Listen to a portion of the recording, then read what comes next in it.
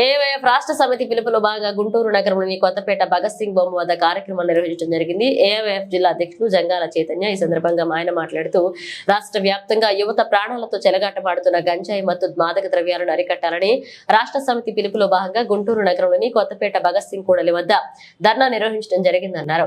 ఇక ఎన్డీఏ కూటమి రాష్ట్రంలో అధికారంలోకి రాకముందు ఎన్నికల ప్రచారంలో యువతి బానిసలుగా మత్తు పదార్థాలు అలవాటు పడినటువంటి ఈ మత్తు మాదక ద్రవ్యాలను అరికట్టాలి అంటే ఎన్డీఏ కూటమిని గెలిపించండి అంటూ వాటిని అరికడతామని ఆంధ్రప్రదేశ్ ప్రజలకు హామీ ఇవ్వడం జరిగిందని తెలిపారు. కానీ ఇంతవరకు వాటిపైన ఎటువంటి చర్యలు తీసుకోకపోవడం, మత్తు పదార్థాలు యజేక్షగా కొనసాగుతూ యువత ప్రాణాలతో చెలగాటమాడుతున్నాయని వారు మండిపడ్డారు.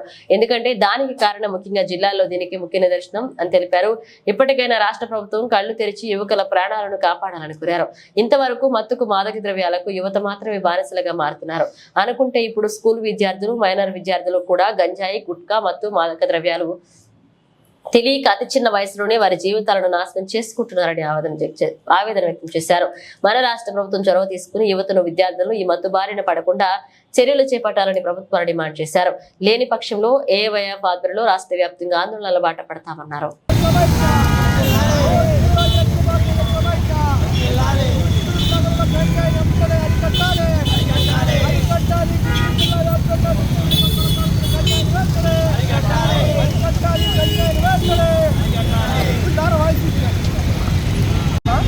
అఖిల భారతీయ జన సమైక్య రాష్ట్ర పిలుపులో భాగంగా ఈరోజు గుంటూరు జిల్లాలోని కొత్తపేట భగత్ సింగ్ బొమ్మ వద్ద ఈ యొక్క కార్యక్రమం చేపట్టడం జరిగింది.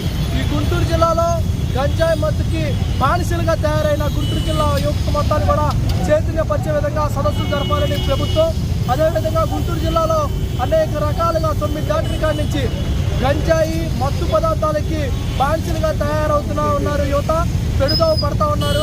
దాన్ని వ్యతిరేకిస్తూ అఖిల భారతీయ జన సమైక్య ఈరోజు ఈ కార్యక్రమాన్ని చేపట్టడం జరిగింది.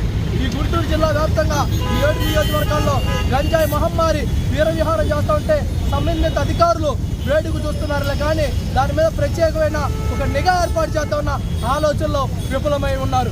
కాబట్టి తక్షణమే ఇప్పటికైనా సరే సంబంధిత అధికారులు గంజాయి ఎక్కడైతే అమ్ముతా ఉన్నారో, ఎక్కడి నుంచి అయితే వస్తుందో దాన్ని పట్టుకొని ఈ గుంటూరు జిల్లాలో ఉన్న యువత మొత్తాన్ని కూడా భవిష్యత్తులో కూడా ఇలాంటి జరగకుండా యువతని మంచి మార్గంలో నడిపించాల్సిన అవసరం ఎంతైనా ఈ ప్రభుత్వానికి ఉందని అఖిల భారతీయ జన సమైక్య డిమాండ్ చేస్తా ఉన్నాం.